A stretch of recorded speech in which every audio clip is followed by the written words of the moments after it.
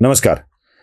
राज्यामध्ये विलासराव देशमुख मुख्यमंत्री होते, अशोक चव्हाण मुख्यमंत्री होते, नारायण राणे मुख्यमंत्री होते आणि योगायोगाची गोष्ट अशी आहे की यांच्या काळात एक उद्योगमंत्री पण होते. आणि मला वाटतं विलासरावांनी एकदा उद्योगमंत्र्यांबाबतचा विषय अशोक चव्हाणांच्यासाठी बोलला होता.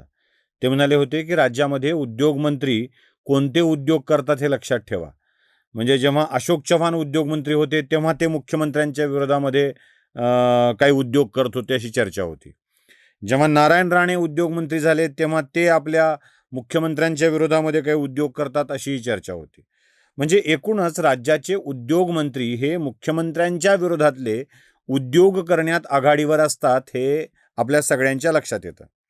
आता मला या सगळ्यामध्ये एक गोष्ट आवर्जून दाखवायची आहे, सांगायची आहे. आता देवेंद्र फडणवीसांचं सरकार आहे आणि उद्योगमंत्री पदावर उदय सामंत विराजमान आहेत आणि या उदय सामंतांचे मुख्यमंत्र्यांच्याच विरोधामध्ये काही उद्योग चाललेले आहेत का हे जरा तपासणं आवश्यक आहे.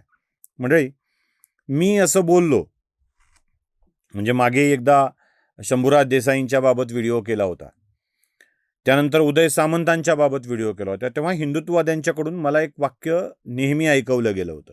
म्हणजे जे वाक्य मी हिंदुत्ववाद्यांना ऐकवतो ते वाक्य मला ऐकवलं गेलं होतं की आपण जर असे हिंदुत्वाची बाजू घेणाऱ्या माणसांच्या विरोधात बोलायला लागलो तर हिंदुत्वाची चळवळ क्षीण होऊन जाईल. त्यामुळं शिंदेंच्या या मंत्र्यांवरती बोलताना जराशी काळजी घ्यावी असं मला वाटतं, असा सल्ला काही लोकांनी दिला होता.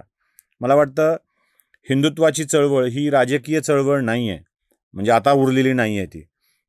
त्यांच्या लेखी फडणवीस हिंदुत्ववादी नाहीत आणि काही लोकांच्या लेखी शिंदे आता हिंदुत्ववादी नाही, शिंदेंचे मंत्री तरी किमान हिंदुत्ववादी नाहीत. आता मला एक विशेष दृश्य तुम्हाला दाखवायचं आहे.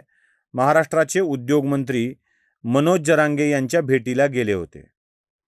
या दृश्याला बघितल्यावरती आपल्या लक्षात अशी गोष्ट येते की त्यांचं स्वागत झालं, एकट्यात भेटले. बरं, या भेटी याआधी बऱ्याच वेळा झाल्या आहेत बरं का, म्हणजे असं नाही आहे की आत्ताच फक्त झाल्यात, याआधी बऱ्याच वेळा झालेल्या आहेत.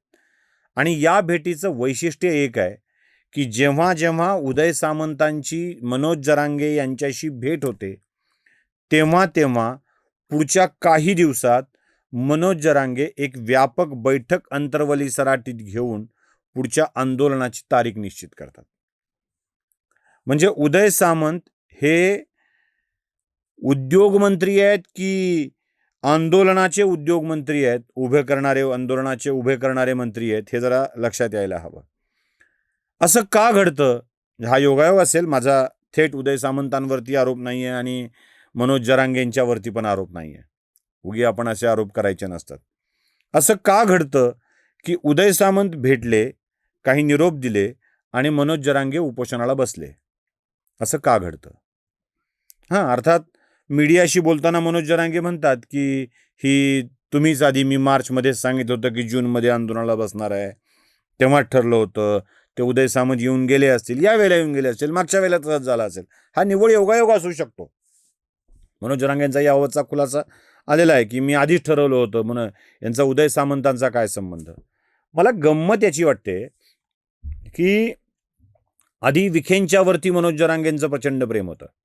म्हणजे विखेने येऊन ते अध्यक्ष होऊन त्यांना पाणी पाजलं, याच्यावरती शरबत दिलं मुंबईतल्या च्यावरती, आणि मग विखे पाटलांचं कौतुक सुरू झालं, विखे पाटलांच्या भेटी सुरू झाल्या, विखे पाटलांशी उत्तम संबंध सुरू झाले. एवढंच काय, विखे पाटलांच्या मंत्रालयातून मला वाटतं फुलंब्रीतल्या का कुठल्या एका मनोज जरांगेंच्या मोठ्या समर्थकाला कोट्यावधी रुपयांची कंत्राटं मिळाली.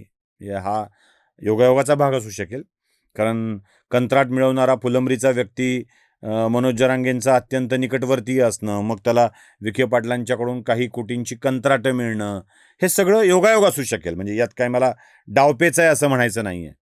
हे सगळं मिळाल्यानंतर अचानक विखे पाटलांच्या विरोधात जरांगे बोलायला लागतात आणि त्यानंतर पुन्हा एकदा उदय सामंत जरांगेंच्या भेटीला येतात आणि जरांगे पुढच्या काही दिवसात आपल्या आंदोलनाची दिशा निश्चित करतात. अर्थात त्यावेळी अफवा पसरल्या, उदय सामंत भेटले त्यावेळेला की मनोज जरांगेंना विधान परिषदेवर घेण्यासाठी शिंदे इच्छुक आहेत, या अफवा होत्या. मग त्या समर्थकांनी या अफवांना, जरांगेंच्या समर्थकांनी या अफवांना आम्ही नाकारलं असं म्हणून कौतुक केलं. हे सगळ्या गोष्टी घडत होत्या. बच्चू कडूंच्या बाबत विचारायला गेले होते असं काही लोकांनी सांगितलं. मग जरांगेंनी बच्चू कडूंना बोलले का? या सगळ्या राजकीय चर्चा होत गेल्या. पण या सगळ्या चर्चा शमायच्या आधीच उदय सामंत मनोज जरांगेंना भेटून गेल्याचं खरं कारण समोर आलं का? लगेच जरांगेंनी प्रेस कॉन्फरन्स घेऊन, बैठक घेऊन, व्यापक बैठक घेऊन आंदोलनाची दिशा निश्चित करण्याचं. बरं, आंदोलन तरी कोणत्या मुद्द्यावर होत आहे याचाही विचार झाला पाहिजे. आंदोलन होत आहे ते हैदराबाद गॅझेटची अंमलबजावणी झाली का? प्रमाणपत्र किती मिळाले? सातारा गॅझेटची अंमलबजावणी झाली का? प्रमाणपत्र किती मिळाले? ते दिले का जात नाहीत? त्याचं वाटप चालू आहे. फक्त वेगाने नाही आहे, जरा दमाने वाटप चालू आहे. त्यानंतर आंदोलनात बळी पडलेल्या, आत्महत्या केलेल्या लोकांना नोकरी मिळणे. मला वाटतं एस टी महामंडळामध्ये अजून काही ठिकाणी नोकऱ्या देण्याचे प्रकार चालू आहेत. बऱ्याच लोकांना मिळाल्यात, बऱ्याच लोकांना मिळायच्या राहिल्यात. टप्प्याटप्प्यात सरकारी पद्धतीनुसार त्या नोकऱ्या मिळतील. सरकारी काम 6 महिने थांब हे आपल्याकडचं साधं धोरण आहे, त्या मिळतील. आंदोलनाचे गुन्हे वापस घेण्याचा विषय आहे. मला वाटतं लोकशाही मार्गाने जे गुन्हे दाखल झालेले आहेत आंदोलनाचे, म्हणजे मोर्चा काढला आहे, उपोषणाला बसलेत किंवा अजून काही कारणाने झाले, ते सगळे गुन्हे वापस घेतल्या गेलेले आहेत. पण जे हिंसक आंदोलन झालेत, गाड्या जाळल्यात, फोडल्यात, लोकांच्या घरावर हल्ले झालेत, जीविताला धोका पोचण्याचा प्रयत्न झाला आहे, असे गुन्हे वापस घेण्यात काही तांत्रिक कायदेशीर मुद्दे असतात. त्या मुद्द्यांच्यामुळे ते थांबलेलं आहे. अर्थात पोलिसांवरचा हल्ला हा गुन्हा कसा वापस घ्यायचा हा मोठा प्रश्न आहे. तर या सगळ्यावरची प्रक्रिया सुरू आहे. पण 8 महिन्यात हे घडलं नाही असं सांगून जरांगे उपोषणाला बसलेत आणि त्याच्या आधी नेमके त्यांना उद्योगमंत्री भेटून गेलेत. आता हे उद्योगमंत्री परंपरेप्रमाणे जसे अशोक चव्हाण उद्योगमंत्री असताना वागले, जसे नारायण राणे उद्योगमंत्री असताना वागले, तसे उदय सामंत उद्योगमंत्री असताना वागतायत का? हाच प्रश्न आमच्या मनात पडला. नमस्कार. जागृतीचा विधायक बुरुज